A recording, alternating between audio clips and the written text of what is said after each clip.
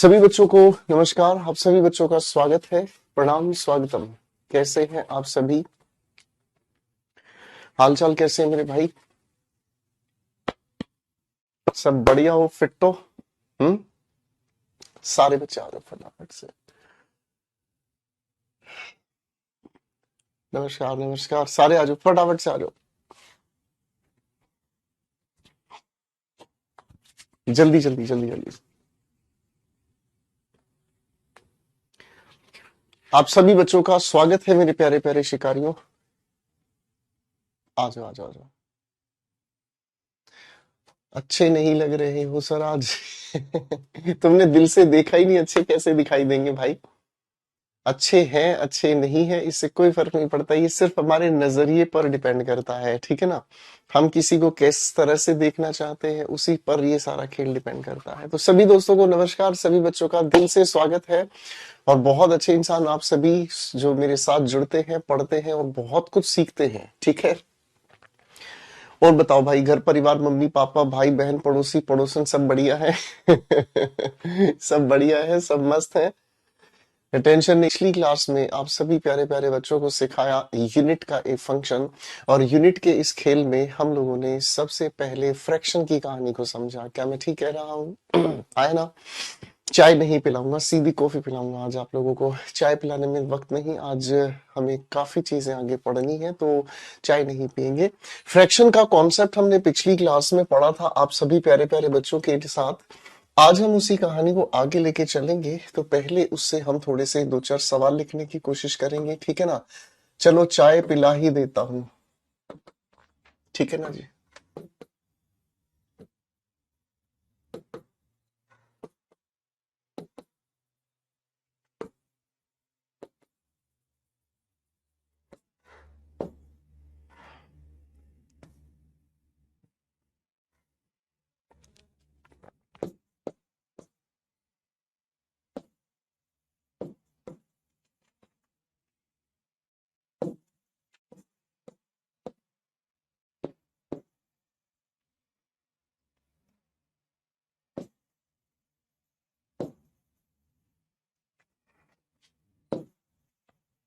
चलो भाई, चाय पीने की बहुत देर से बच्चे कह रहे हैं तो चाय ही पिलाते हैं।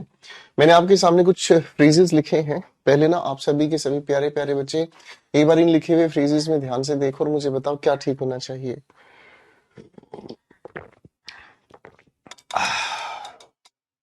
मैं चाय नहीं पी रहा, मैं तो मिल्क पी रहा हूँ भाई। आज कई दिनों बाद मन किया, सोचा कि आज चलो मिल्क पी के बच्चों के साथ माहौल बनाएंगे। बहुत ही बढ़िया जी, बहुत ही बढ़िया। सही गलत फटाफट से बताया करो बेटे। रुकना नहीं होता है, टूट पड़ना होता है। क्वेश्चन सामने हो, टूट पड़ो, धुआं उड़ा दो, कतई जहरीला, ठीक है।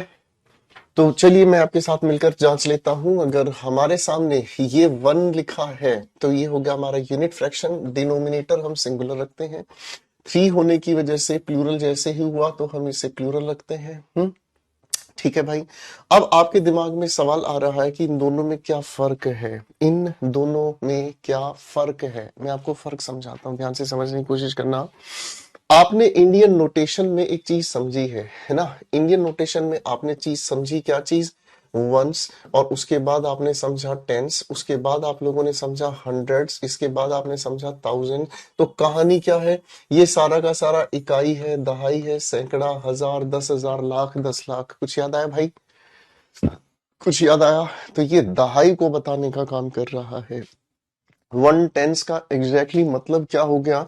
यानी कि एक संख्या जो दहाई पर रखी है, कुल मिलाकर इसका अगर आंसर हम देखते हैं तो ये क्या हुआ? 10। क्या हुआ?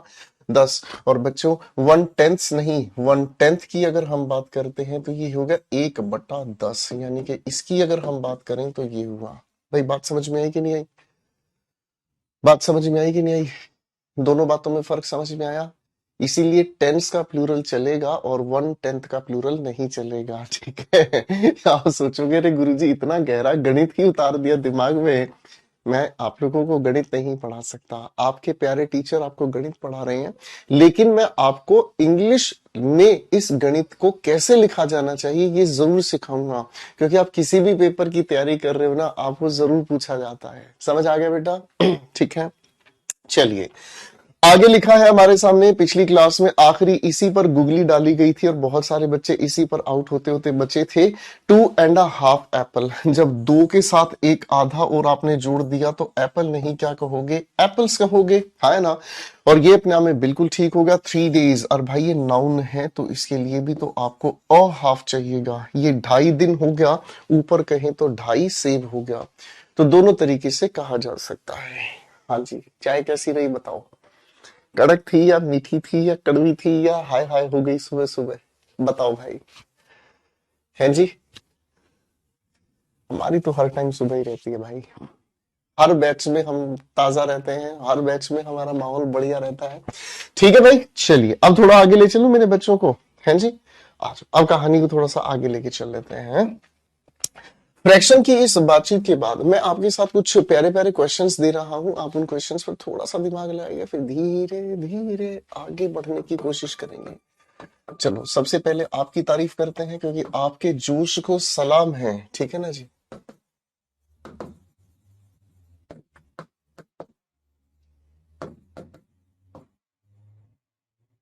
स्टूडियस का मतलब होता है परिश्रमी।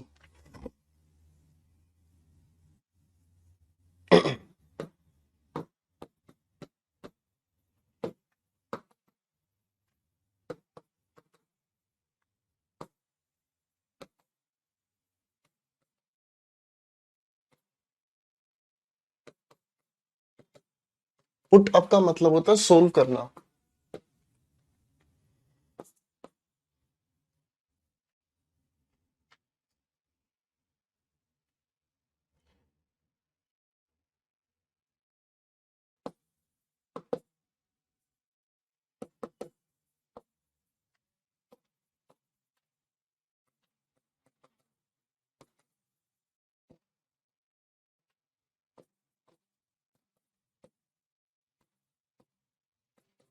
हीटेड अप का मतलब होता है भड़क जाना, ठीक है बेटा।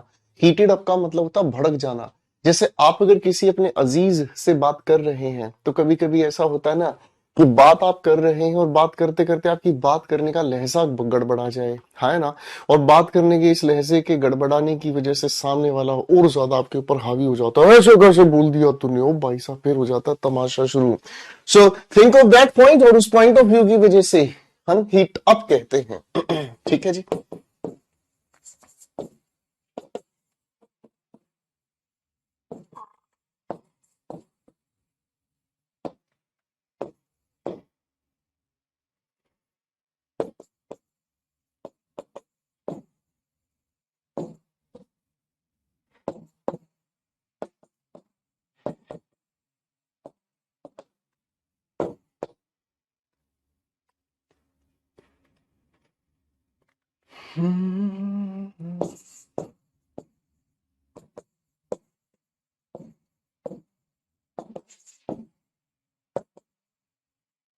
ये बहुत पेपर्स में पूछे जाने वाले सवाल कर रहे हो बेटे, आप ध्यान रखना।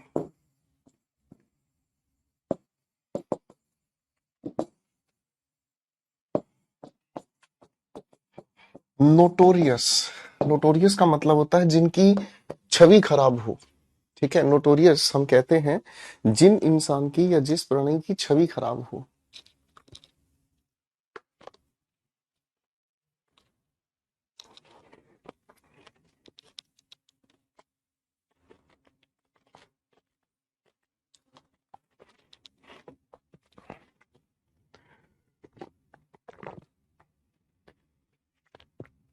शाबाश, लगाओ दिमाग फटाफट से।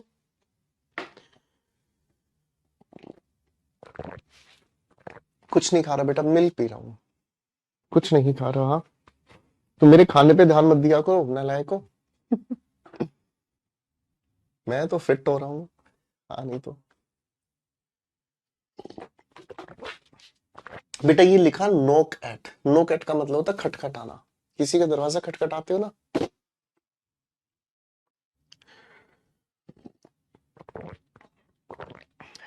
शाबाश, बनाओ बनाओ बनाओ, लगाओ दिमाग। अब मेरे बच्चों, इन सभी सेंटेंसेस के पीछे एक लॉजिक काम करता है, ध्यान से समझना। लॉजिक क्या काम करता है, ध्यान से देखना। कभी कभी हमारे लिखे हुए सेंटेंस के अंदर हम लोगों को एक नहीं दो अलग अलग नाउन लिखे हुए नजर आते हैं, और इन दो अलग अलग नाउन के बीच हमें लिखी मिलती है प्रेपोजिशन। क्या लिखी मिलती है? प्रेपोजिशन। भाई प्रेपोजिशन एक ऐसा शब्द है, आप लोगों को पहले दिन की क्लास में बताया था, जो रिलेट करता है, ठीक है ना। चलो एक दो एग्जांपल लिख देता हूं प्रेपोजिशन के, जैसे ऑफ हो गया, इन हो गया, अंडर हो गया, ओवर हो गया, विद हो गया, एक्सेप्ट हो गया, एक्सेट्रा। ये सभी के सभी क्या है मेरे बच्चों? ये सभी के सभी शब्द प्रेपोजिशन है, ठीक है जी। हाँ हाँ, साथ साथ ऐसे ही लिखा करो कमेंट्स में। जब ऐसे लिखते हो ना तो इससे पता चलता है कि आप मुझसे भी ज्यादा एक्साइटेड हैं, ठीक है ना। आप मुझसे भी ज्यादा एक्साइटेड हैं।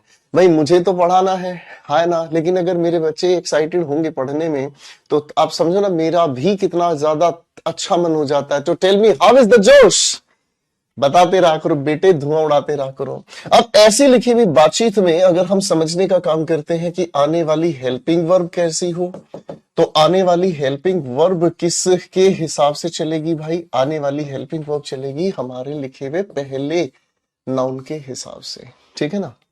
और मेरे भाई इस नियम को जिसको हम पढ़ रहे हैं ना, इस नियम को ग्रामर एक नाम से जानती है, और इसे हम कहते हैं एरर ऑफ प्रोक्सिमिटी। इसे एक नाम से जानते हैं, किस नाम से भाई? Error of proximity. देखो बेटा क्या लिखा है, पढ़ के दिखाओ जरा। इसे हम कहते हैं एरर ऑफ प्रोक्सिमिटी। अब आपके मन में सवाल आएगा जी प्रोक्सिमिटी का मतलब क्या होता है? प्रोक्सिमिटी का मतलब होता है नियरनेस, ठीक है ना जी। यानी कि जो जितना नजदीक होता है ना हेल्पिंग वर्ब के, वो सब्जेक्ट हमें परेशान करता है। फिर से समझो ध्यान से, हमारे सामने लिखे हुए सेंटेंस में अगर हम ध्यान से देखें हमारे सामने लिखे हुए सेंटेंस में अगर हम ध्यान से देखें, the students of this class is are studious. Studious परिश्रमी, जो बहुत पढ़ता है, ठीक है बेटा। तो आपके दिमाग में सवाल उठता है जी स्टूडेंट्स के हिसाब से देखूंगा तो आर ठीक है, दिस क्लास के हिसाब से देखूं तो इज ठीक है, तो ये तो उलझन हो गई। ये तो उलझन हो गई कि आखिर इसके लिए असलियत में कौन सा नाउन सेंटेंस का सब्जेक्टिव केस यानी कि सब्जेक्ट है। तो आपके लिए उलझन हो गई। अब ऐसे उलझन में आपको क्या करना है? ऐसे उलझन में आपको ये करना है कि जो आपके सामने, देखो कंफ्यूजन यही तो होती है कि ये रिसीवर, ये इसके पास लिखा हुआ नाउन, हमें तो ये लग रहा है कि ये ठीक हो जाएगा, जबकि ऐसा बिल्कुल भी नहीं है। नियम क्या कहता है? सर जो आपके सामने सबसे पहले लिखा हुआ है ना सब्जेक्ट, वही आपकी हेल्पिंग वर्ब को अग्रीमेंट देता है। मैंने क्या कहा? जो आपके सामने लिखी हुई सबसे पहला सब्जेक्ट है ना, वही हेल्पिंग वर्ब को अग्रीमेंट देता है। तो मेरे बच्चों इस हिसाब से क्या हो गया? इस हिसाब से समझ आया, हमने पहले सब्जेक्ट को देखा, लिखा है स्टूडेंट्स, तो स्टूडेंट्स के मुताबिक क्या यूज कर डालोगे भाई? आर यूज कर डालोगे, ठीक है बेटा, फाइन। क्वेश्चन नंबर 2 की बात करते हैं। The problem in these files have been put up, ठीक है। अब यहां पर अगर हम देखते हैं दीज फाइल्स, बिल्कुल नहीं, हमारी ये लिखी प्रेपोजिशन, तो हमें प्रॉब्लम के हिसाब से सिंगुलर चलाना पड़ा। क्या कहा भाई? हैज। सेट है भाई? अरे हाँ है ना, ठीक है भाई, क्लियर है, कोई दिक्कत तो नहीं। चलो क्वेश्चन नंबर 3 में करा रहा हूं, दिमाग लगाइएगा। सवाल लिखा है discussion on many points was या वर हीटेड अप। तो इसका मतलब डिस्कशन के मुताबिक ये लिखी प्रेपोजिशन, मेनी पॉइंट्स का कोई लेना देना नहीं है। डिस्कशन के हिसाब से हम लोगों को क्या चाहिए? वाज हम लोगों को लिखा हुआ चाहिए, ठीक है। हम लोगों को क्या लिखा चाहिए? वॉज लिखा हुआ चाहिए। अब इस सवाल को ध्यान से देखो, कहानी में परिवर्तन है। लिखा है पेजेस आफ्टर पेजेस। क्या लिखा है? Pages after pages. तो देखो कहानी में क्या गड़बड़ हुई कि यही नाउन यहां लिखा है, यही नाउन यहां लिखा है, तो थोड़ी सी कहानी में परिवर्तन आ गया। क्या परिवर्तन आ गया भाई? परिवर्तन ये आ गया, अगर हम किसी एक ही नाउन को किसी प्रेपोजिशन के ठीक बाद लिखने का काम करें, मैंने क्या लिखा? अगर हम किसी एक ही नाउन को प्रेपोजिशन के बाद लिखने का काम करें, तो नाउन, आप कहोगे सर नाउन तो एक ही है। अरे बोलो हाँ, हाँ है ना भाई। अगर किसी एक ही नाउन को आप प्रेपोजिशन के बाद फिर से लिखोगे तो नाउन तो वो बेचारा एक ही है ना। जब नाउन एक ही है तो भाई फिर कोई दिक्कत नहीं, ये भी हम लोग रखेंगे सिंगुलर, और मेरे भाई ये भी हम रखेंगे सिंगुलर। और ये हम जानते हैं सबसे पहला नाउन ही आने वाली हेल्पिंग वर्ब को डिसाइड करता है, तो आने वाली हेल्पिंग वर्ब भी कैसी रखोगे भाई, सिंगुलर। इसका मतलब क्या हुआ, अगर एक ही नाउन है सब कुछ सिंगुलर कर डालो, फिर तुम चाहे कैसे भी हो सब सिंगुलर ही मरेंगे। ठीक है। चलिए भाई, आशिकों को बुरा लग जाता है अगर कहा जाए ना सिंगुलर, तो कहते हैं नहीं सर हम सिंगुलर नहीं है, हम प्लूरल है कि नहीं, हम प्लूरल है। ठीक है, तो खतरनाक हो जाते हैं कई बच्चे, इन चीजों को फीलिंग्स के साथ जोड़ देते हैं। ध्यान से देखो भाई, पेजेस प्रेपोजिशन आफ्टर पेजेस, ठीक है भाई, पेजेस आफ्टर पेजेस। तो बच्चे क्या किया आप लोगों ने, ये नाउन एक ही है तो भाई दोनों तरफ सिंगुलर रखा, आर को हटाकर इज लिखा, है कि नहीं। अब सारे शिकारी भाई क्वेश्चन 5, 6, 7 का आंसर बताएंगे। चलो चलो चलो चले मितवा, बनाइए आंसर बनाइए।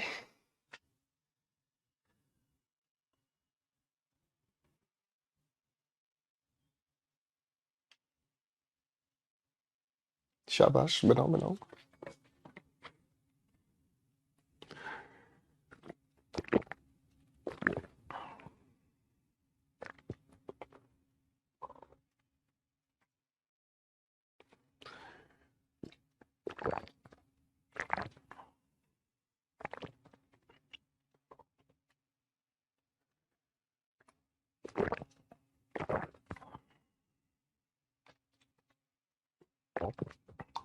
शाबाश,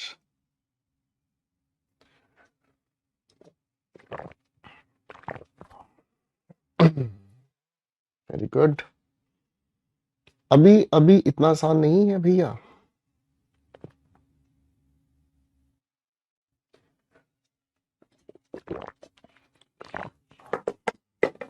चलो समझाता हूँ, दिमाग लगाना बेटा। देखो भाई, इस लिखे हुए सवाल में तो हमें समझ में आ गया एक ही नाउन को रिपीट किया गया है, तो इस डोर को सिंगुलर करेंगे और इस आर को भी हम सिंगुलर करेंगे, ठीक है बेटा। अब दूसरी बात, आप यहां प्रेपोजिशन टू लगा लो, कोई दिक्कत नहीं है, ठीक है। आप इसी की जगह प्रेपोजिशन आफ्टर भी लगा सकते हैं। देखो बच्चों, ये ऐसे फ्रेजेस हैं, फ्रेजेस हम कहते हैं group of words without complete meaning. क्या कहते हैं, शब्दों का ऐसा समूह जिनका पूरा अर्थ नहीं होता। तो ये ऐसे फ्रेजेस हैं जो एग्जाम्स में डायरेक्ट पूछ लिए जाते हैं। जैसे क्वेश्चन नंबर 6 लिखा है वर्ड्स टू वर्ड्स, तो पहले से ठीक करेंगे, वर्ड टू वर्ड नहीं होता और टू की जगह हमें लिखना होगा वर्ड फॉर वर्ड, ठीक है ना। असली जो फ्रेज होता है वो क्या होता है, वर्ड आगे लिखा फोर और उसके बाद लिखा वर्ड, ठीक है ना जी। यानी कि शब्द के स्थान पर शब्द को रखना, ठीक है। और ये वन वर्ड सब्स्टिट्यूशन भी आपसे पूछा जाता है, इससे कहते हैं वर्बैटिम। क्या कहते हैं, वर्बैटिम। चलो भाई सारे बच्चे एक बार स्पेलिंग लिखकर दिखाओ, वर्बैटिम। शब्द के स्थान पर शब्द रखना।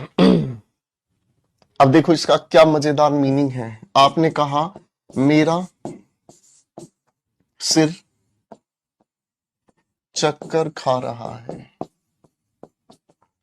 आपने एक वाक्य लिखा मेरा सिर चक्कर खा रहा है, आपने शब्दों को यूं का यूं ट्रांसलेट किया और आपने कहा my head is eating circles. बताओ क्या ये वाक्य सही है। आपने ये वाक्य कहा sir my head is eating circles, तो क्या ये वाक्य सही है। आपको सर गजब बेइज्जती है, ऐसा तो कोई वाक्य होना नहीं चाहिए, मेरा सिर चक्कर खा रहा है ना। तो ये शब्दों की शब्दों से ट्रांसलेशन, इसे हम वर्बैटिम कहते हैं, ठीक है ना। फाइन, आप इसको कैसे कहेंगे, आप कहेंगे आई एम फीलिंग गिडीनेस, ये करेक्ट स्पेलिंग, करेक्ट सेंटेंस ये बनेगा, आई एम फीलिंग गिडीनेस, ठीक है ना, GIDDINESS, गिडीनेस, ओके। खैर, तो वर्ड फॉर वर्ड आर को हटाकर भी क्या करोगे, is. Next question, the boys in the room, दोनों जगह अलग अलग नाउन है, ये पहला नाउन प्रेपोजिशन, ये दूसरा नाउन, तो बॉयज की वजह से क्या यूज करोगे भाई, आर। कहानी खत्म, ठीक है बेटा। समझ आया कि नहीं आया भाई। ये बहुत इंपॉर्टेंट चीजें हैं बेटे, ध्यान से पढ़ो, आपके एग्जाम्स में ये सवाल पूछे जाते हैं, ठीक है। अब भाई इसी कहानी से थोड़ा सा आगे हम चल लेते हैं, ठीक है बेटा। इसी कहानी से थोड़ा आगे हम चल लेते हैं। मैं अब आपके सामने कुछ और सवाल लिख रहा हूं, लॉजिकल ध्यान से समझने की कोशिश कीजिएगा, ठीक है ना। हम लोगों ने पिछली क्लास में एक बात समझी थी कि हम किसी भी फ्रैक्शन की बात करते हैं। अरे हाँ ना, अच्छा चलो फिर से याद दिलाओ भाई, हमने पिछली क्लास में फ्रैक्शन लिखने सीखे थे, हाँ या ना? हम्म, हमने पिछली सेशन में फ्रैक्शंस लिखने सीखे थे, हाँ या ना?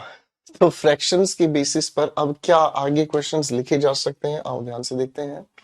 भाई हमारे सामने जो लिखे हुए फ्रैक्शंस हैं, ठीक है ना, अगर मान लो इस फ्रैक्शन के साथ मैं नाउन लिख डालूं, क्या कहा मैंने, अगर मैं नाउन लिख डालूं तो हेल्पिंग वर्ब का क्या करोगे?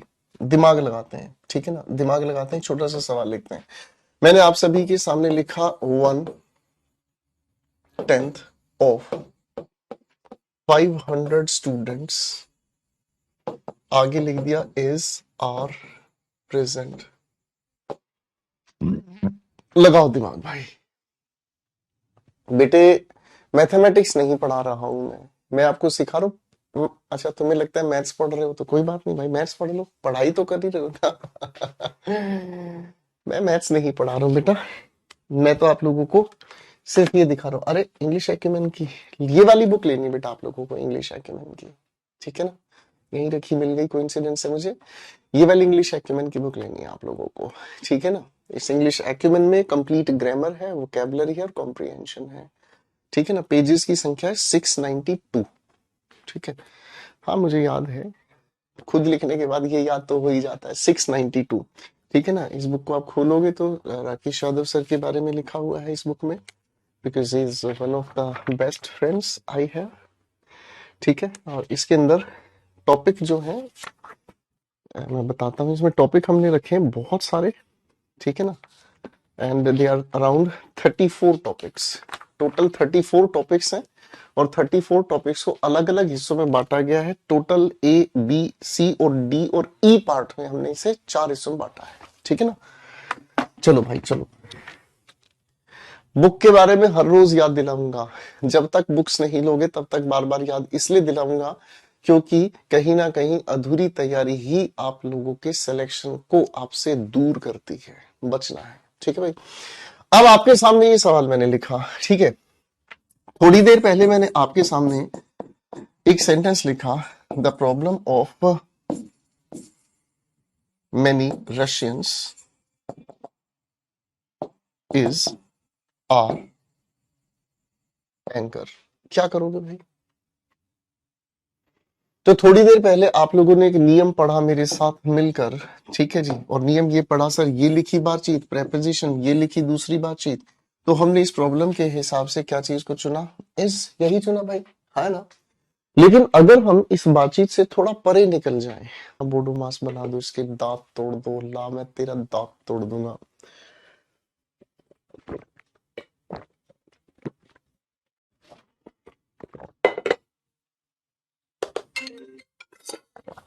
लगाओ दिमाग बेटा।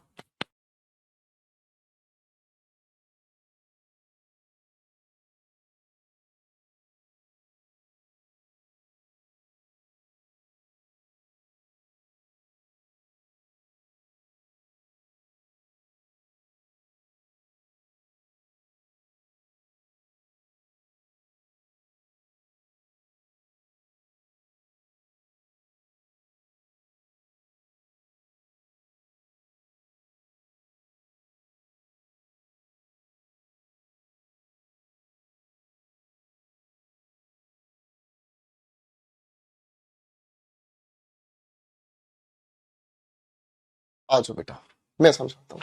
अब बी से हो गया हमारे सामने ब्रैकेट, ओ से हमारा हो गया ऑफ, है ना भाई। डी का मतलब हो गया डिवाइड, एम का मतलब हो मल्टीप्लाई, ए का मतलब एडिशन, एस का मतलब सबट्रैक्शन।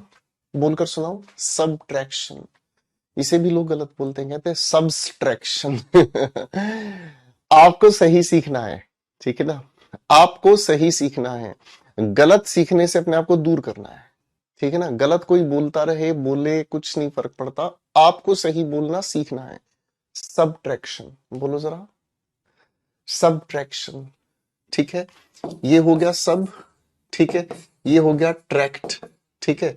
ट्रैक्ट का मतलब होता है वे, सब का मतलब होता है हाफ, ठीक है ना, आधा कर देना। और ट्रैक्शन की वजह से आयन आपने जोड़ा तो समझ रहे हो ये पूरा का पूरा शब्द नाउन हो गया। सबट्रैक्शन याद हो गया।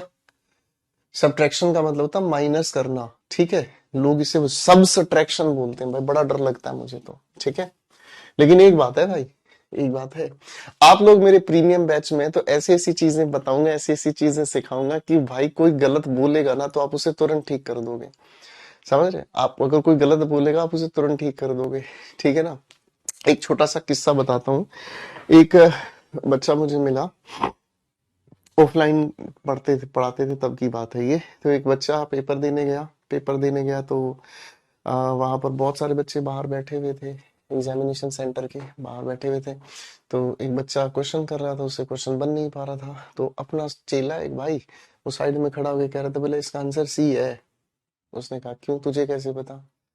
उसने सीधा लॉजिक बता दिया कि ये लॉजिक है। अब लॉजिक बताने के बाद उसने कहा कि यार तू पढ़ा किससे है। उसने भैया गलती से हमारा नाम ले दिया। जैसे उसने नाम ले दिया बोला फिर तो तू ठीक ही बता रहा है भाई। उसने कहा क्यों भाई, तो गोपाल सर बताएं तो ठीक ही बता रहे हैं। फिर उसने एक बच्चे ने बात कही कि देख गोपाल सर का नाम लेने से कुछ नहीं होगा, गोपाल सर ने बताया या नहीं बताया इससे फर्क नहीं पड़ता, बताने के लिए कोई भी टीचर बता सकता है।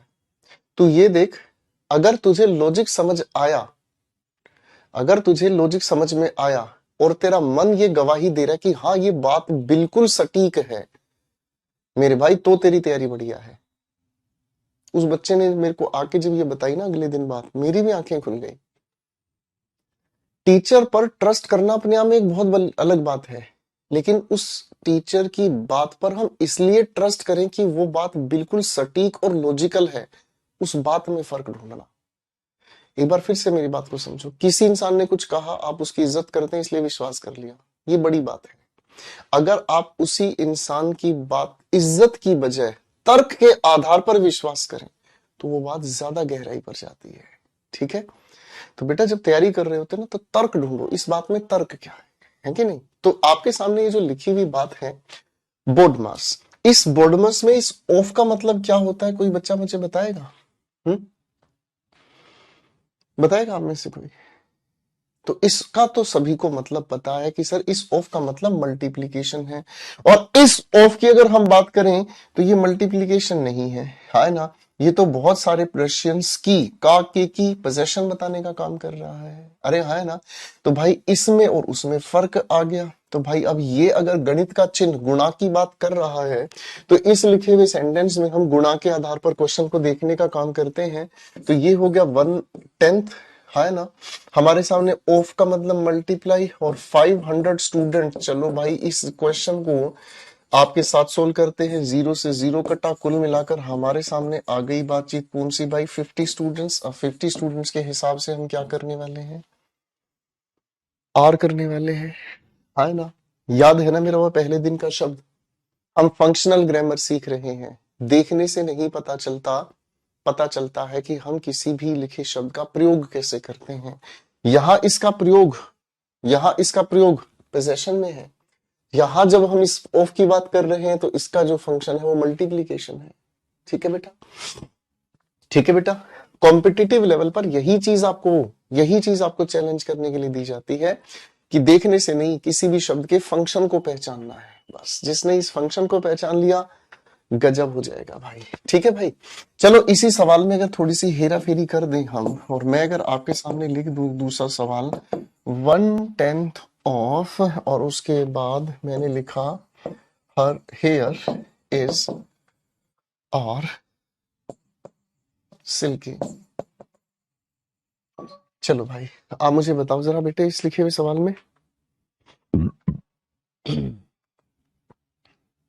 अब आप इस सवाल को ऊपर वाले क्वेश्चन की तरह ही अगर सोल्व करके देखें तो आपको एक चीज समझ आएगी कि ये 1/10 हो गया, ऑफ का मतलब मल्टीप्लाई, हर हेयर अपने आप में एक अनकाउंटेबल नाउन है और अनकाउंटेबल नाउन की वैल्यू हम रख ही नहीं सकते।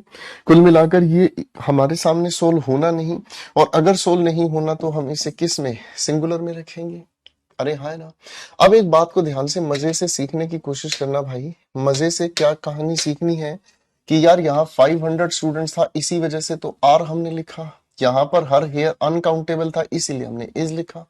इसका मतलब सीधा तर्क बन गया कि अगर हमारे सामने यहाँ सिंगुलर काउंटेबल नाउन है, singular helping verb, plural countable noun है भाई plural helping verb, uncountable noun है तो भाई सिंगुलर हेल्पिंग वर्ब। इसका मतलब क्या समझ आया? इसका मतलब यहाँ हम लोगों को जो थोड़ी देर पहले धोखा था कि प्रेपोजिशन से पहले लिखे हुए नाउन के अकॉर्डिंग हेल्पिंग वर्ब यूज करेंगे, वो नियम चैलेंज हो गया है ना। हमें 1/10 के हिसाब से इज महसूस हो रहा था, यही गलती कर रहे थे ना कई शिकारी भाई। हमें 1/10 की वजह से इज महसूस हो रहा था कि शायद इज अपने आप में ठीक है, तो यहां पर कई लोगों की विकेट गिर गई है कि नहीं भाई। फ्रैक्शन घुमा देता है भाई पेपर में आता है तो। ठीक है बेटा, चलो इसी फ्रैक्शन के आधार पर एक क्वेश्चन और लिख रहा हूं, दिमाग लगाइएगा भाई। अगर इसी फ्रैक्शन के लिखने के मामले में थोड़ा सा परिवर्तन हम कर दें, और मैं आपके सामने लिख रहा हूं एक छोटी सी बात, न्यूमेरल। न्यूमेरल हम किसे कहते हैं? जब अंकों को शब्दों में लिखा जाता है तो उसे न्यूमेरल कहा जाता है। क्या कहा जाता है बेटा? न्यूमेरल कहा जाता है। ठीक है, न्यूमेरल के ठीक बाद अगर हम लिख देते हैं क्या चीज? परसेंट। आगे हमने लिखा ऑफ, तो भाई इसके बाद अगर लिख दिया जाए नाउन तो सवाल उठता है हेल्पिंग वर्ब कैसी हो। चलिए बच्चों थोड़ा सा दिमाग लगाते हैं इस बात पर।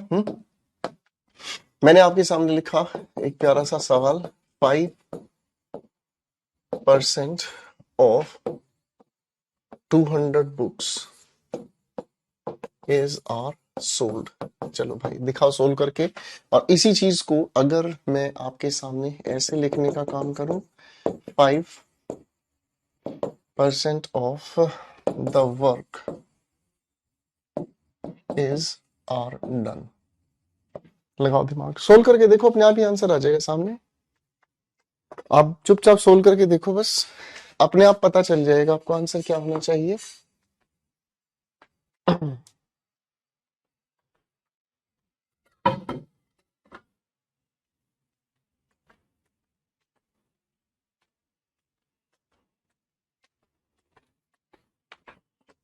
शाबाश। अब इन दोनों के दोनों लिखे हुए सवालों में अगर हम ध्यान से देखें तो 5 ये हो गया, पर ये हो गया और सेंट ये हो गया, इनटू ये लिख दिया मैंने आपके सामने 200 बुक्स। ठीक है बेटा, अब कैलकुलेट करके देखते हैं तो क्या हुआ, दोनों जीरो से ये कट गया, कुल मिलाकर रिजल्ट हमारे सामने आ गया क्या चीज? 10 बुक्स। तो 10 बुक्स के हिसाब से क्या हुआ? आर। यही चीज अगर हम यहां लिखते हैं 5/100 गुना द वर्क, आप कहोगे सर अनकाउंटेबल नाउन है। गुना काट पीट लो, ये काट पीट लो तो भी कोई फर्क नहीं पड़ना। 1/20 कुल मिलाकर कहानी तो पूरी सोल्व नहीं हुई, कहानी सोल्व नहीं हुई, हमने इसको चुन लिया। बेटे बात समझ में, बात ये समझ में आ गई, वही पुराना नियम काम आ गया सर कि यहां अगर लिखा हुआ सिंगुलर काउंटेबल नाउन है, भाई इस बुक्स के हिसाब से ही तो, इस 200 बुक्स के हिसाब से तो आर यूज हुआ, इस द वर्क की वजह से तो कैलकुलेशन सोल्व नहीं हुई, इसलिए तो इज आया, है ना। तो बात क्या हुई? Singular countable noun singular helping verb. भाई प्लूरल काउंटेबल नाउन लिख देते प्लूरल हेल्पिंग वर्ब, भाई अनकाउंटेबल नाउन लिखते तो भाई सिंगुलर हेल्पिंग वर्ब, है ना। कोई दिक्कत तो नहीं है?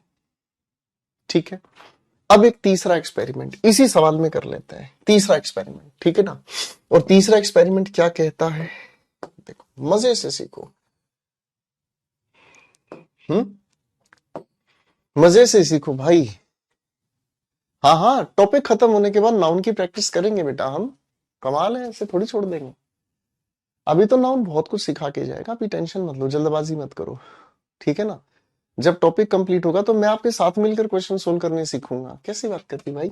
ठीक है, अब अगर मान लो मैं इस न्यूमेरल को यहां से उड़ा दूं और मैं आपके सामने लिख देता हूं परसेंट या फिर परसेंटेज, आगे मैंने लिखा ऑफ, तो भाई ये लिख दिया मैंने नाउन, तो सोचना पड़ेगा हेल्पिंग वर्ब कैसी हो। ठीक है, लगाते हैं दिमाग, ठीक है ना, लगाते हैं दिमाग, क्या कर सकते हैं मेरे दोस्तों। मान लो इसी लिखे हुए सवाल में से मैं यहां से इस 5 को हटा दूं, दिमाग लगाना बेटा, मान लो मैं यहां से 5 हटा दूं, तो जैसे ही मैंने 5 हटाया तो भाई 5 हटाने के बाद दिखाओ सोल्व करके। भाई जैसे ही आपके सामने से मैंने यहां से 5 हटा दिया तो क्या कैलकुलेशन पॉसिबल है? आप कहोगे सर जब तक ये वैल्यू नहीं लिखी जाए हमारा यहां पर रिजल्ट आ ही नहीं सकता। है ना। एक बार फिर से सोचना, मैं यहां से इस 5 को अगर हटा दूं तो भाई जैसे ही मैंने 5 को हटाया तो आप कहोगे सर यहाँ पर तो वैल्यू है ही नहीं। जब वैल्यू है नहीं तो फिर तो गुरुजी ये वाली बात भी सोल्व होनी मुश्किल है ना। इसको तो कैलकुलेट ही नहीं कर पाएंगे। इसका मतलब मामला इनसफिशिएंट डेटा हो गया। तो इनसफिशिएंट डेटा होने की वजह से क्या हो गया भाई, चाहे कैसा भी नाउन लिख लो, plural countable noun, singular countable noun, uncountable noun, चाहे कुछ भी लिख लो, सारी कहानी कहाँ जाके फंस गई। सोल्व ही नहीं होना तो सिंगुलर हेल्पिंग वर्ब रख दिया भाई, हाँ है ना। ये पेपर में आते हैं बेटा, बढ़िया लेवल के पेपर में आते हैं, ठीक है ना। इसी के अलावा कुछ और भी ऐसे फ्रैक्शंस हैं जो फ्रैक्शंस की कैटेगरी में आया। मैंने आपके सामने लिखा हाफ।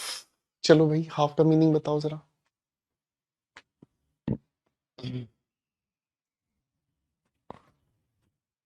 बताओ भाई हाफ का मीनिंग क्या होता है।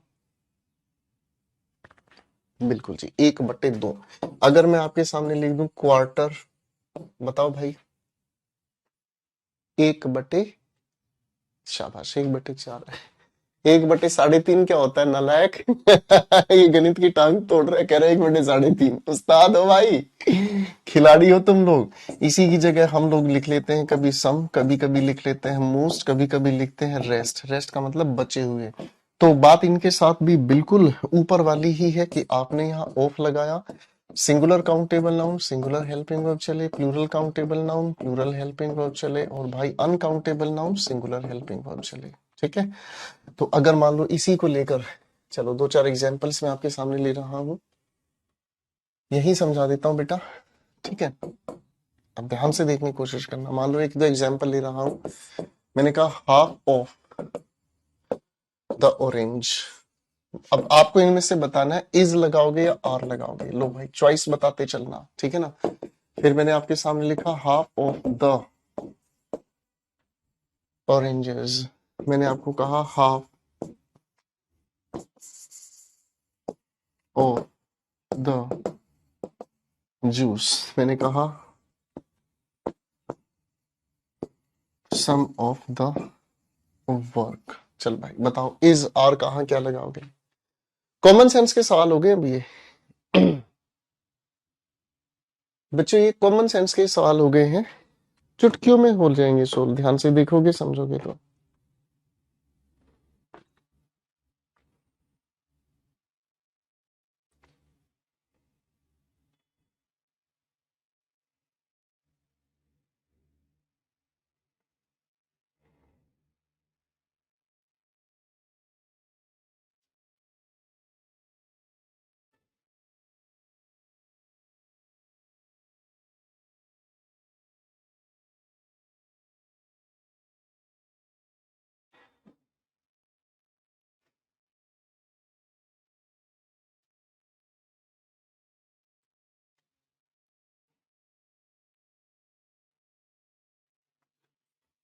चलिए बेटा, तो बिल्कुल आसान हो गया, कोई दिक्कत नहीं, सोचने की परेशानी की नहीं है। बिल्कुल सीधी बात है भाई, इस ऑरेंज की वजह से ही हमने इसका यूज किया। Oranges plural countable noun are use किया। जूस सिंगुलर नहीं अनकाउंटेबल नाउन इज यूज किया। Work uncountable noun is use किया। बताओ भाई किसको कोई दिक्कत। बताओ बेटे किसी को कोई दिक्कत परेशानी है तो। हम्म।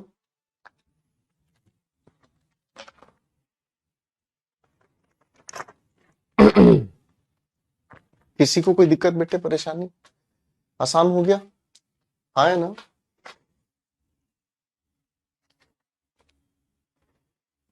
चलो भाई अब इस कहानी को आगे लेके चल लेते हैं, ठीक है ना। अब इस कहानी को लेकर चल लेते हैं आगे, ठीक है ना। अब देखो बेटे कहानी बहुत अच्छी है, ठीक है ना। यूनिट वाला जो एरिया है ना वो बहुत अच्छा है, बहुत अच्छे दूर दूर तक घुमा कर लाएगा आप लोगों को, ठीक है ना। चलो घुमाने की बात आ गई है तो मैं आप लोगों को एक प्यारी सी चीज पढ़ाना चाहूंगा और इसे हम कहेंगे अवध से पहले। बोलकर सुनो बेटे सारे बच्चे एक बार फटाफट से, इसे हम बोलेंगे अवध से पहले। सारे बच्चे एक बार लिखकर दिखाओ। अब इसकी फुल फॉर्म बताऊंगा, क्यों क्यों टेंशन ले रहा है भाई, ठीक है।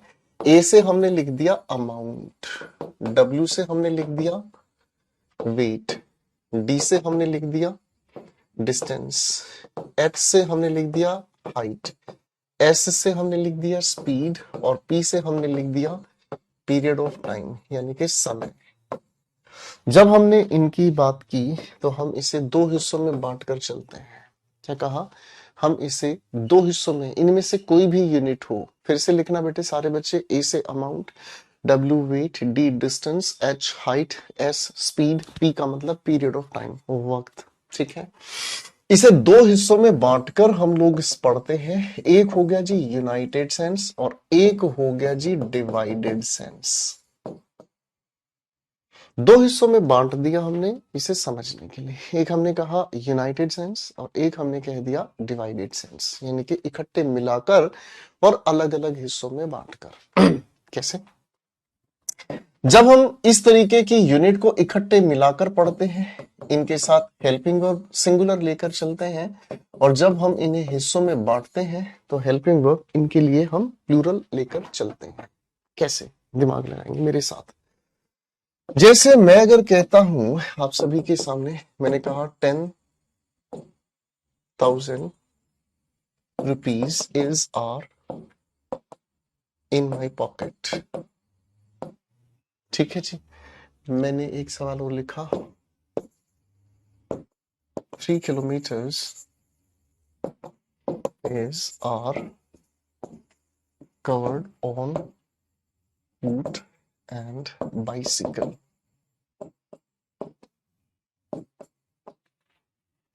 ठीक है,